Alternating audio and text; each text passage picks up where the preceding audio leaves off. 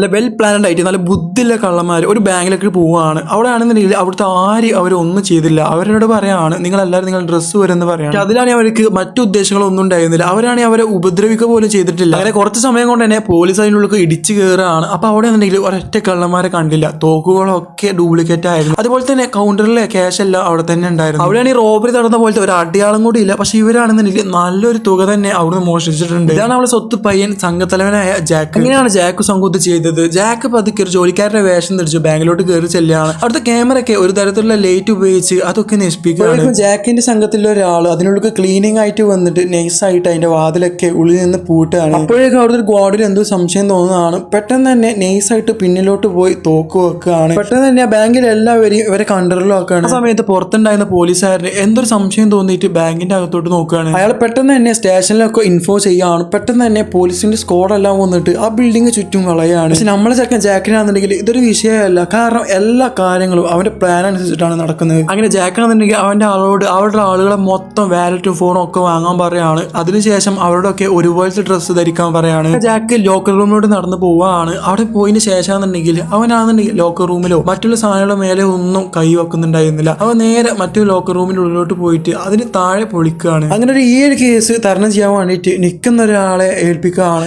ആൾ വന്നിട്ട് നേരെ ജാക്കിനെ കോൺടാക്ട് ചെയ്യാൻ ശ്രമിക്കുന്നുണ്ട്. ജാക്കാണെന്നുണ്ടെങ്കിൽ അതിന്റെ പുല്ല് വില കൊടുത്ത് വിടുകയാണ്. അതിനുശേഷം CCTV ക്യാമറാസും അങ്ങനെ പലവിധ കാരണങ്ങളും ആൾ നോക്കി നടന്നു. പക്ഷെ ഒന്നും ആൾക്കൊരു ചുക്കും കിട്ടിയിട്ടുണ്ടായിരുന്നില്ല. ആ ഒരു സമയത്ത് നിൽക്കുമ്പോഴാണ് പെട്ടെന്നൊരു ബന്ധിയെ ജാക്ക് മോചിപ്പിക്കുകയാണ്. ആളെ കൗത്തിലാണെന്നുണ്ടെങ്കിൽ ഒരു പെട്ടി ഉണ്ടായിരുന്നു. പോലീസാണെങ്കിൽ അത് ബോംബാണെന്ന് എഴുതി ഒന്ന് ഭയക്കാണ്. അതിനുശേഷം ധൈര്യം സംഭരിച്ച് അത് പോയിട്ട് തുറന്ന് നോക്കുമ്പോൾ അതിലൊരു നോട്ടായിരുന്നു. അതിൽ എഴുതിയിട്ടുണ്ടായിരുന്നത് രാത്രി ആകുമ്പോഴേക്കും 2 വലിയ ബസ്സുകളും അതുപോലെ തന്നെ 2 ജെറ്റുകളും ഫുൾ ഇന്ധനത്തോടെ തയ്യാറാക്കണമെന്നായിരുന്നു. അതിനുള്ളിൽ ബന്ധിയാക്കി വെച്ചിട്ടുള്ള ഓരോരുത്തരും മരിച്ചുകൊണ്ടേയിരിക്കുന്നു അതിൽ എഴുതിയിട്ടുണ്ട്.